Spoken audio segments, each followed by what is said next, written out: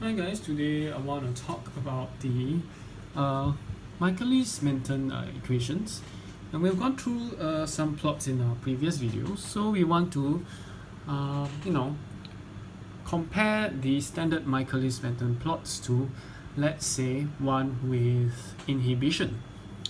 So in a standard Michaelis Menten plot, you have something like this, where this is Vmax, the rate of production of the product V is equals to Vm into S over S plus the Michaelis Menten constant Km. Okay, and if we invert the plots, we can invert this and we get our standard double reciprocal plot. So this will give you 1 over Vm, which is the intercept, and this will give you Km over Vm. Vm is the maximum production rate, and this is our double reciprocal plot. And if you plot, let's say 1 over V versus 1 over S, you have an intercept of 1 over Vm and the slope of Km over Vm. So that will be the standard Michaelis Menten plot. Okay, so now what will happen when we start having inhibition?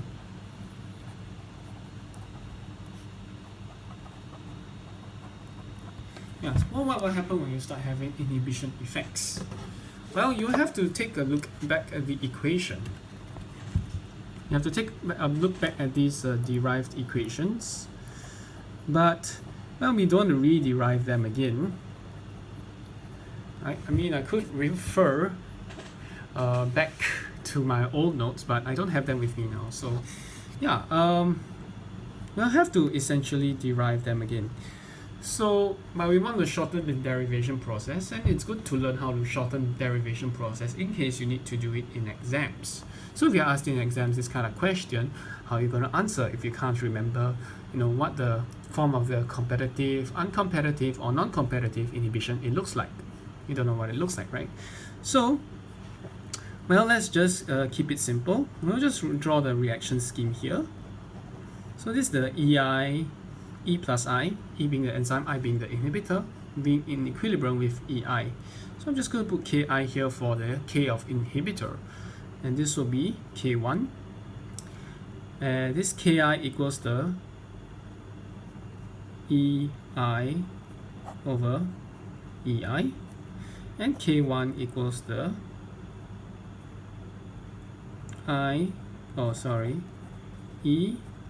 ES over ES. Okay, and this equals to K2. Okay, this is the one with the the competitive inhibition. So let's start with competitive inhibition first. I'm going to box it out to try and make it neater.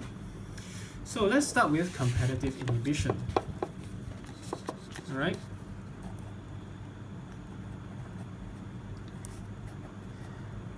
So I'm going to try to derive this quickly. Hopefully within 2 to 3 minutes we should be done. So we'll get this plot, right? Vm into S over S plus Km. Okay? And this Vm equals the K into E naught.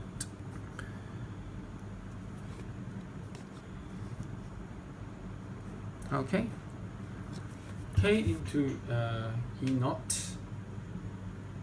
So that's K2 into E naught, because your standard V is K2 into ES, and if ES equals E naught, for ES equals E naught, V equals to Vmax. So that's what we are doing here. We are changing this Vmax into this, and let's write Km down there. Now, where did we get this equation from earlier? Well, we know that this whole equation is actually K2 into ES, okay? And this ES, we use the enzyme balance to deduce. Okay, this is our enzyme balance, which ES equals the whole lot of things on the right. So of course in this case, ES equals to E naught minus E for the standard case. Now, if there was an inhibitor, okay, so this is standard. So if there's an inhibitor, you will have ES equals to EI or E naught minus EI minus E. Oh, there you go. So these two you can basically combine into the standard Michaelis-Menten form. This is your standard equation, E naught S over S plus Km. And then you minus this EI thingy, which you don't know what to do with it. Well, what is EI equals to? EI equals to E into I over Ki. Oopsie. So E into I over Ki. So let's just write that down. So this is the standard. So I'm going to write ES Michaelis-Menten standard to represent all of this. Then I'll write the EI in terms of the inhibition constants and of course E and I.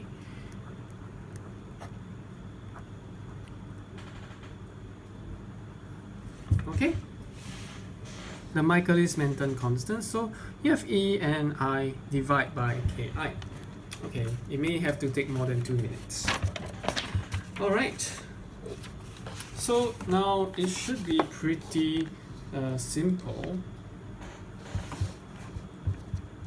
in the sense that you have this ES equals to E naught minus E minus EI. Okay, so earlier we found that we have this this thing being the ES Michaelis-Menten standard, and we just replaced it by E into I over Ki. Okay, so what next? So we need to find out what E is, and we need to make it in the form of the Michaelis-Menten standard equation. We need to incorporate this into the Michaelis-Menten standard. So we write things as such. Okay? So you find that there's a common E term here, so it may be easier to write E naught minus E minus E into I over Ki. And then we write it in this fashion, minus E 1 plus I over K of I. Okay? Well, if nothing's wrong, then we need to convert this into some ES expression. Okay? So we are kind of redoing a little bit, but we find that it's right here. The ES, or rather E, can be expressed as ES. So you bring this here and you bring this to the bottom, ES K1 over S. Then you have the expression for E. So let's just put that in to kind of redo a little bit, but we don't want to redo everything.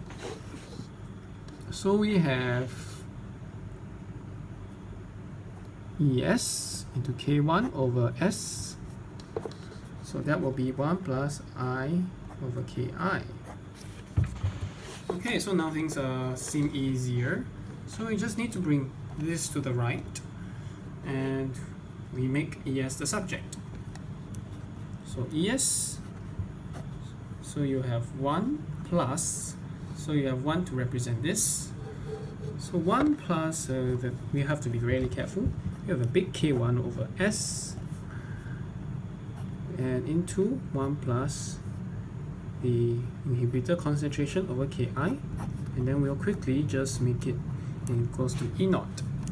So we have ES equals to E naught over 1 plus K1 over S 1 plus I over Ki, and we want to quickly make it the standard form.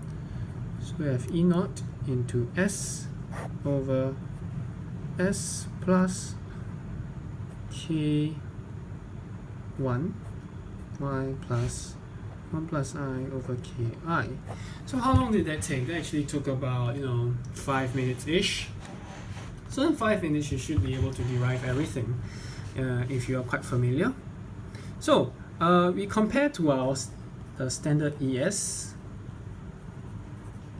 and that will be equal to E naught S over S plus K1. So what do you notice between these two? We note that we can rewrite this as E naught S plus S into Km apparent. So we see that Km apparent is bigger than K1.